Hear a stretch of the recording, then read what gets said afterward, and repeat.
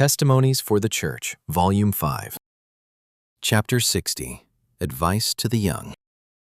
To the students of South Lancaster Academy I would say, draw nigh to God, and He will draw nigh to you.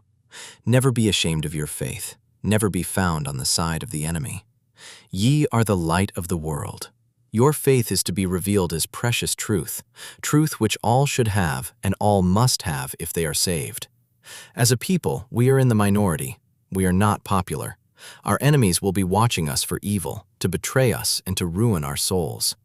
They will not appreciate our motives. They will misinterpret our earnest zeal and our intense desire to have others see and understand the truth, that they may do the will of God by obeying all His commandments. But we should fight the good fight of faith and be found steadfast, unmovable, always abounding in the work of the Lord. It is with feelings of inexpressible sadness, and sometimes almost with despair, that I contemplate the condition of the young and see how difficult it is to encourage those to obtain an education to whom I know God has liberally entrusted capabilities. Without education, they will be crippled and inefficient in any position. Yet in gaining this education, they will be exposed to dangers and temptations. Satan will try to employ their cultivated abilities in his service.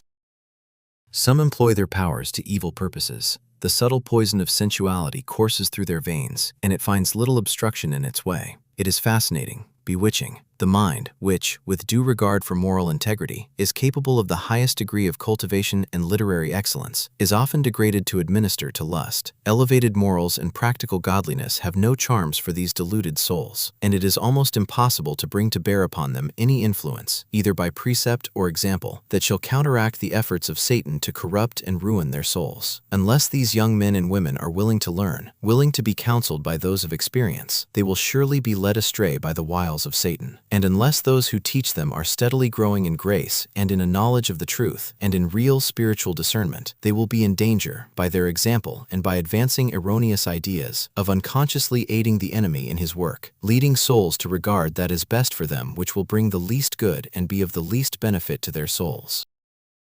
The plans devised and carried out for the education of our youth are none too broad. They should not have a one-sided education, but all their powers should receive equal attention.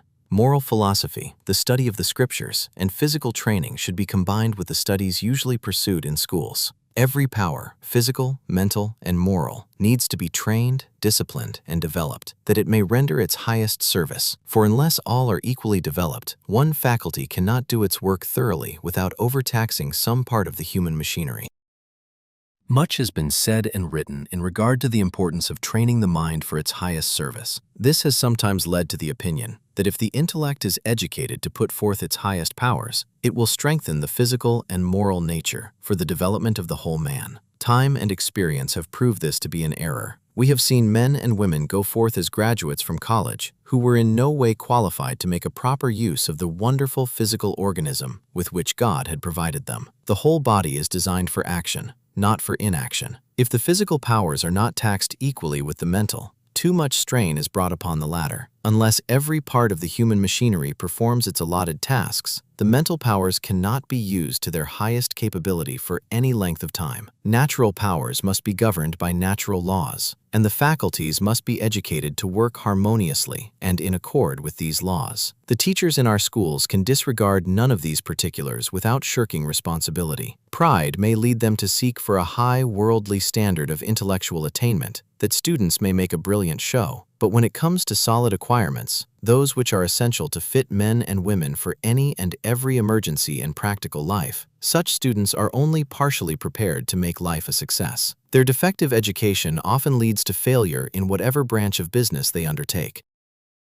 Gymnasium exercises may in some instances be an advantage. They were brought in to supply the want of useful physical training and have become popular with educational institutions, but they are not without drawbacks. Unless carefully regulated, they are productive of more harm than good. Some have suffered lifelong physical injury through these gymnasium sports. The manual training connected with our schools, if rightly conducted, will largely take the place of the gymnasium.